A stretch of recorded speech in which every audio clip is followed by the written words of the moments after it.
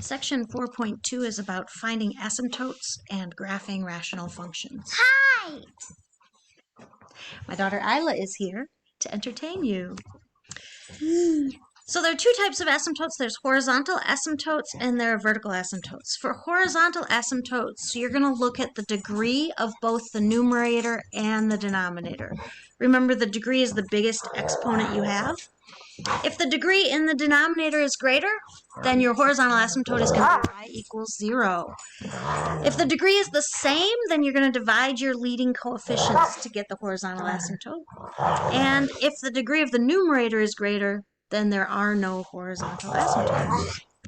So here's an example. This rational function has an x in the denominator, so I know it's a rational function.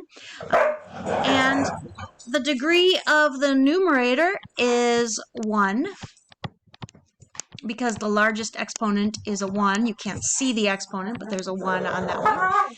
The degree of the denominator is also 1. So I'm going to divide the leading coefficients. The leading coefficients are 1 and 1. So my horizontal asymptote is going to be y equals 1.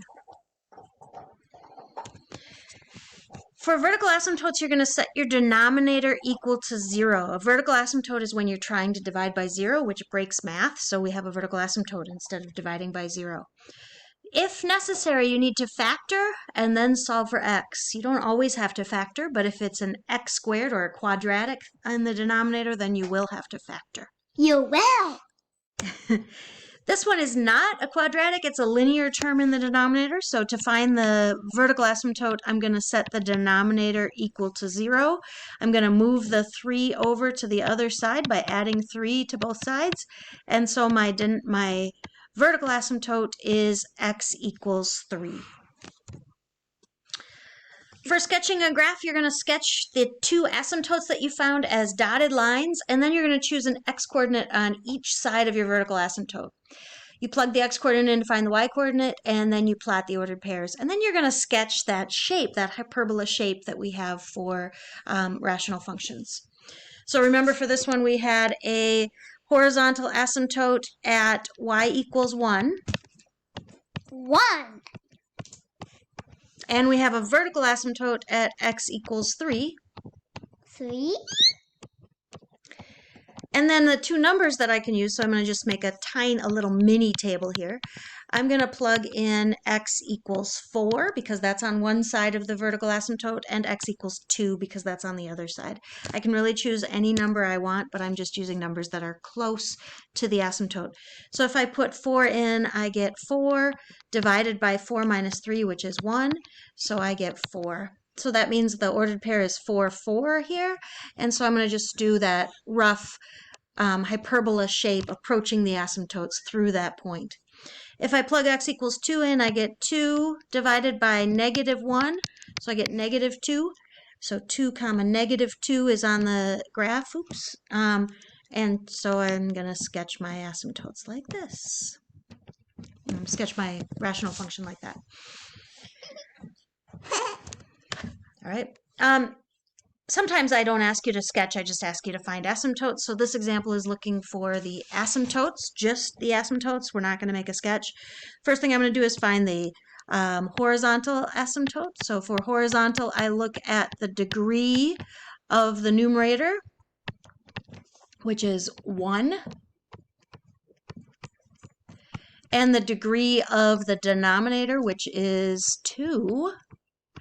So since the degree of the denominator is larger, our horizontal asymptote is going to be y equals 0. And then we're going to do vertical asymptotes. For vertical asymptotes, we are going to look at the denominator and set the denominator equal to 0. That would be, that would be x squared plus 7x plus 12 equals 0, and that is quadratic, so we have to factor. We're looking for numbers that multiply to make 12 and add to make 7. Those numbers are 3 and 4. And so then our factored form, because this is x equals 1, we don't have to go through the whole x box method. We can just say our factored form is going to be x plus 3 times x plus 4. And these numbers come from those sum and product that we found. So that means that our vertical asymptotes are going to be x plus 3 equals 0. We're going to solve that for x. X equals negative 3 is going to be one vertical asymptote. And then x plus 4 equals 0. And x equals negative 4 will be the other vertical asymptote. All right, we'll do one more together. The degree of the numerator is 2. The degree of the denominator is 2.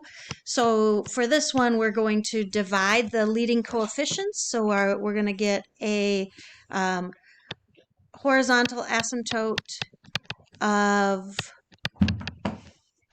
y equals 1/3 because our leading coefficients are 1 and 3. So we have a horizontal asymptote that's a fraction, but that's okay. We can have that. And then we're going to do a vertical asymptote, vertical asymptote, and we're going to look at the denominator. So that would be 3x squared minus 12 equals 0. And we need to solve that for, it's a quadratic, so we're going to need to do some factoring. I notice a GCF. So that's 3x squared minus 4. And then I can look at x squared minus 4 as a difference of two squares, or if I want to do the full factoring method, I can. But I notice it's a difference of two squares, so I'm going to write it as x minus 2 times x plus 2. 6 minutes, 30 seconds. Okay. And then I set each factor equal to 0. 3 is never equal to 0. And then x minus 2 is equal to 0 if x is 2. So that's one of my vertical asymptotes. And x plus 2 is equal to 0 if x is equal to negative 2. So that's my other vertical asymptote. This is one for you to try, so I'm going to have you pause the video and then restart the video when you've tried the problem. Please pause now. So since the degree is the same, we divide 2 divided by 1 to get the horizontal asymptote, y equals 2. And then for the vertical asymptote, it's a quadratic, so we have to factor. And the two numbers that multiply to make negative 8 and add to make negative 2 are negative 4 and 2. And so then when it's factored, we get x equals 4 and x equals negative 2 as our two vertical asymptotes. So at this point, you should be able to find horizontal and vertical asymptotes. That's what our practice has been so far. The next thing we're going to do is take that and use it to make a graph. So we're going to say, we're going to look for our horizontal asymptote. This one would be, the horizontal asymptote is going to be at y equals 2/3 because they're the same degree. So we're going to plug in, we're going to use our, divide our leading coefficients to get 2/3.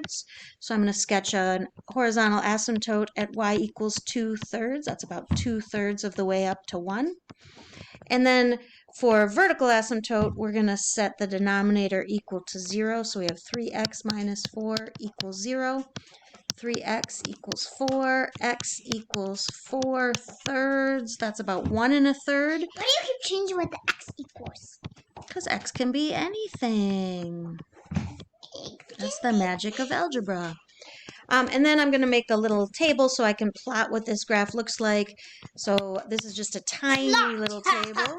I'm going to use x equals 2 because that's on the right side of the asymptote, and x equals 1 because that's on the left side of the asymptote. If I plug in 2, I get 5 over 6 minus 4 is 2. So 5/2 is like 2.5. So 2 comma 2.5 is going to be on my graph. So then if I just sketch a rough hyperbola shape in there. Hold on one second, Leo. If I plug in 2, I get, sorry, if I plug x equals 1 in, I get 3 over negative 1. So 1 comma negative 3 would be right here. And then if I sketch this hyperbola in there, that's the shape.